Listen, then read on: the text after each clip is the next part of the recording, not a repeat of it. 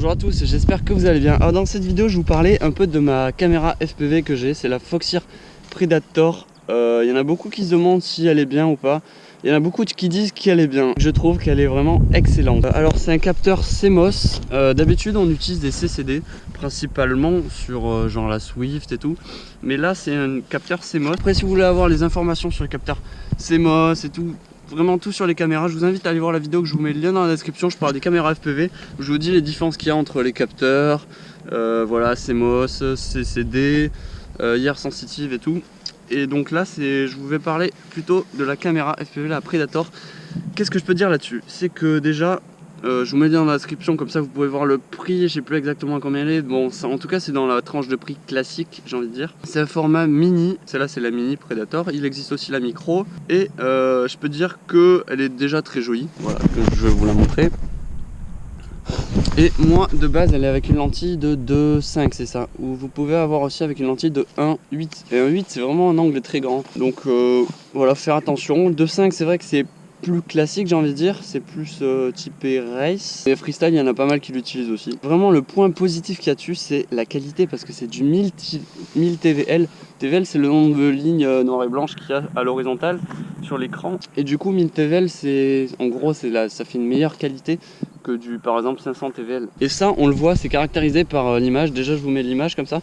On voit clairement que les nuages sont beaucoup mieux définis qu'avec une autre caméra. Enfin en tout cas c'est l'impression que j'ai eue. J'ai la Arrow V3, donc je peux comparer avec celle-ci.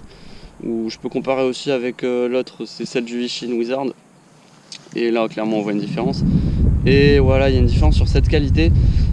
Et au niveau des ombres, des contrastes, vous voyez quand je dis changement de luminosité, je trouve que ça gère plutôt bien. C'est vraiment très rapide par rapport normalement c'est le point faible de ces caméras, c'est MOS, mais elle gère vraiment très bien, en tout cas celle-ci.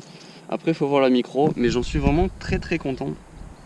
Voilà, n'hésitez pas à me poser des questions en commentaire à propos de ça, mais c'est vrai que d'après tout ce que j'ai essayé, des micros, des trucs comme ça, celle-ci est vraiment très bonne qualité. On voit vraiment des détails en fait, c'est du sharpness, c'est la qualité, c'est le grain d'image.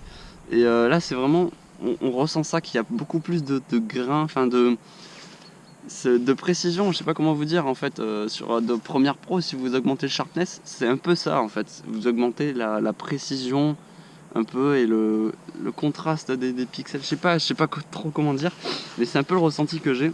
Donc la question, est-ce que vous devez l'acheter, oui ou non? Alors déjà pour une frame freestyle, la taille mini comme ça va parfaitement. Mais en tout cas je trouve que les CMOS comme ça, Predator de chez Foxeer, enfin celle-ci est vraiment top et je regrette vraiment pas. Donc moi je vous la conseille si vous voulez avoir une image de qualité. C'est vrai que j'ai jamais eu de problème quoi. Il y a un OSD classique à l'intérieur. Et voilà, et vous pouvez changer bien sûr votre OSD avec ça. C'est comme toutes les Foxeer et Runcam aussi, c'est pareil, c'est le même style. Donc voilà, si vous avez des questions, n'hésitez pas à me poser sur ma page Facebook, enfin plutôt sur le groupe Flex FPV, ou bah tout simplement en commentaire, voilà, si c'est des questions courtes. Voilà, n'hésitez pas toujours à liker cette vidéo, à vous abonner si c'est pas déjà fait. En tout cas, moi je vous dis merci et ciao, à la plus, bye.